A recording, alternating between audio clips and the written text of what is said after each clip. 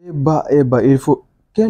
À quel derby est-ce qu'on a assisté aujourd'hui? C'était vraiment spectaculaire aujourd'hui, la superbe mais impressionnante lenteur qu'a montré Manchester City aujourd'hui. C'est tout simplement hallucinant, c'est tout simplement incroyable de voir Manchester City chuter, mais à ce point-là, c'est incroyable. Un match que tu gagnes jusqu'à la 88e minute quasiment, tu trouves un joueur recruté par Pep Guardiola lui-même dans un petit club de Wolverhampton qui est venu, mais qui n'a pas le niveau de Manchester City. Il faut être honnête, il n'a pas le niveau de City, il ne devait pas être là, il n'a pas sa place dans cette équipe-là.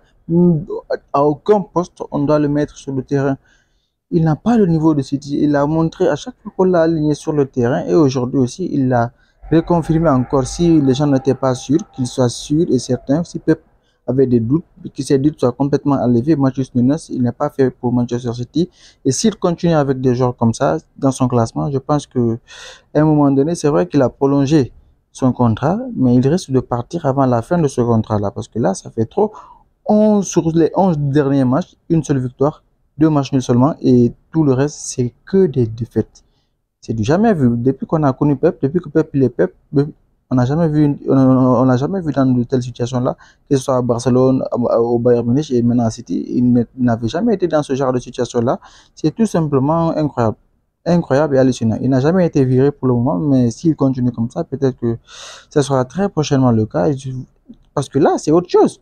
C'est autre chose. Ce qu'il propose là, c'est autre chose. C'est pas quelque chose auquel on s'attend de lui. Et il peut faire beaucoup mieux. Je pense qu'il doit arrêter de surpenser, en fait. Il doit se concentrer, faire les choses simples.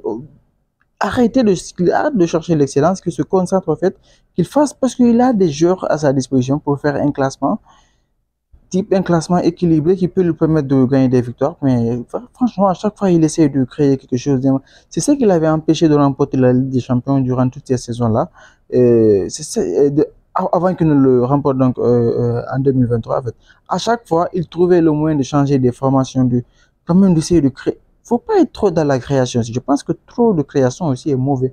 Et c'est ce qu'on est en train d'observer avec Pep Guardiola qui veut toujours créer quelque chose, inventer quelque chose. Mais là, je pense il a atteint les limites de l'invention, en fait. Il laisse comme ça cela, qu'il se concentre, qu'il fasse ce qu'il a toujours fait de façon simple. Et je pense que ça ira mieux pour lui parce qu'il y a Alan, il y a De Bruyne, il y a Doku, il y a de quoi faire une bonne saison avec ce club-là, avec ces joueurs-là. Il y a de quoi être intéressant, il y a de quoi proposer mieux que ce qu'on voit là actuellement. Il y a de quoi. Et malheureusement, pour le moment, c'est incompréhensible. C'est tout simplement incompréhensible. Mais quand même, il faut reconnaître que pour une fois, Manchester United, c'est pas parce qu'ils ont été bons qu'ils ont remporté ce match-là, c'est parce que Manchester City a été très mauvais. Parce que franchement, si ce n'était pas sur les deux coups d'éclat d'Amad Diallo, là, je pense pas. Et si ce n'était pas la médiocrité excellente de Manchester United, je pense pas qu'ils auraient remporté quelque chose aujourd'hui. Parce que vraiment, ils ont fait de leur mieux, tout ça, mais ils n'avaient pas le niveau pour battre cette équipe de City-là, à mon avis. Ils auraient pu perdre ce match-là, peut-être qu'ils auraient dû, mais Manchester United a décidé autrement. Quand même, c'est une victoire pour eux qui est une victoire importante parce qu'ils avaient aussi perdu leurs deux derniers matchs. En fait, c'était des équipes qui étaient censées être des grosses équipes dans les années passées, mais qui sont devenues qui jouent comme des équipes moyennes. Cette saison-là, je pense que c'est le monde à l'envers du côté de l'Angleterre avec Manchester City et Manchester United tout simplement. Et c'est très inquiétant. Quoi qu'il en soit, Manu gagne ce derby-là 2 buts à 1. Donc, ils vont regagner un peu plus de confiance, tandis qu'après Guardiola, ça va l'enfoncer un peu plus donc, dans la crise.